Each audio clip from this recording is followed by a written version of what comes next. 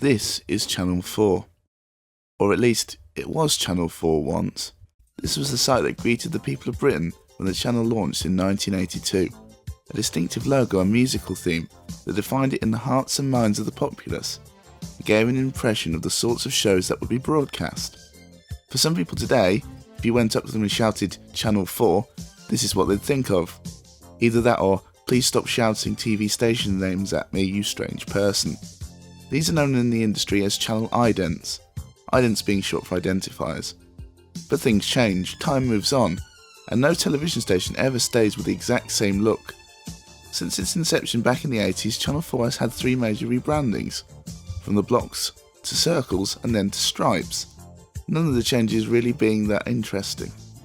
In 2005 it then moved on to the theme of optical illusions, using live action footage. Trends are an important part of design, and it's common for television channels to jump on the bandwagon.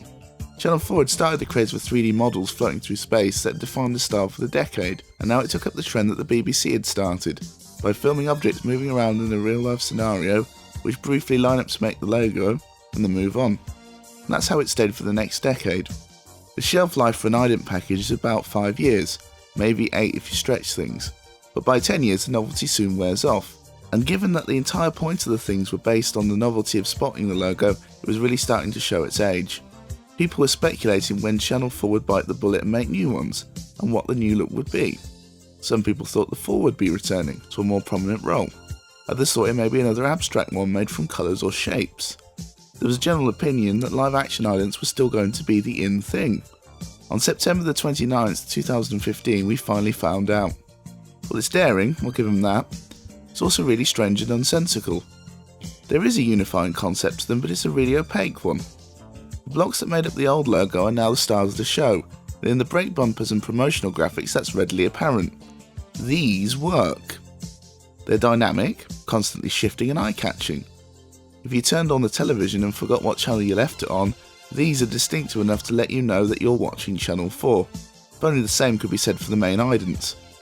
The press releases state that the idents are supposed to be a telling of the story of the blocks, but that isn't really accurate. Only one of the 4 released actually tells any sort of story at all as the third one, where scientists blow up a cliff to retrieve the blocks. The first one is just shots of a waterfall with crystals in it, the second is some guy in a mask doing a dance, which just happens to have a crystalline block as part of his mask, and the fourth is the blocks being studied under a microscope, and then a random dust mite. Imagine that being shown before the news, or countdown. But that isn't really the biggest problem with the idents. The problem is that the logo makes absolutely no appearance whatsoever. You could stick one of these on YouTube and claim it was a short film, and no one would be able to correct you. That is, of course, apart from the content ID match, taking it down. As a way of identifying your channel, it's terrible, and it wasn't as if they'd forgotten to do it either. This was done on purpose, as apparently they don't want us to know what channel we're watching. They want us to know why we're watching it. No, really, that's what the press release says. But why would Channel 4 be so keen to hide its distinctive and well-beloved logo? I have a theory on that, and it's not exactly complimentary. Back in the 80s, Channel 4 was wild. It was created as the alternate public service broadcaster, the BBC if it had been run by hippies, rebellious students and free thinkers.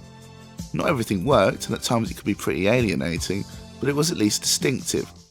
There was a feeling that whatever you were tuning into, it was going to be made with love and a sense of conviction. But it's a long time since the 80s, and Channel 4 is not the same creature it used to be. It has pretensions of being like its old self, but the pressures of commercial broadcasting have been too much. Where it had been the place specifically for British production companies to sell its interesting series to, it now mostly shows US imports. Of the original broadcasting that is made, it's mostly sitcoms, lurid documentaries, and lowest common denominator reality formats. The only thing it really has of value anymore is an hour-long news show every evening. In that way, I guess the whole package is pretty fitting. A company that wants to project an air of sophistication, despite it being at odds with their actual content, gets an identity that smacks of pretentiousness and doesn't even fulfill the purpose that it was created for. In the words of Channel 4's license conditions, it was created to be the home of programs that demonstrates innovation and creativity in form and content, that appeals to the tastes and interests of a culturally diverse society, to meeting the need for programs of an educational nature, and programs that exhibit a distinctive character.